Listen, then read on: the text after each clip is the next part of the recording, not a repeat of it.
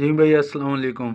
Jimmy भाई तो वैसे ठीक है जिमी भाई, मैं इस्लामाबाद में था तो मैंने आज आया हूँ तो मैंने कहा आपको वीडियो बना के सेंड करूँ। ये माशाल्लाह जो वो अपने पहली मादी दी थी प्रेगनेंट, उसी के बच्चे हैं।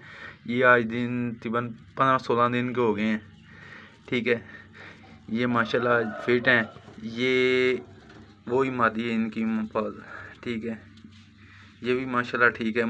जिमी भाई एक बच्चे की ना आंखें नहीं खुल रही, अभी है बड़ा सारा।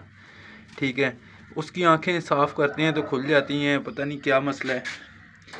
तो वो तो आप मुझे बता देंगे उसके लिए क्या होना चाहिए। ये दूसरी मादा है, ये भी प्रेग्नेंट हो गई है।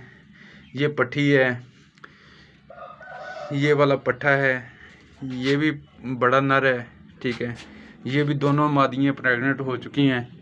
तो ये माशाल्लाह ठीक ठाक हैं सारे, ये देखें।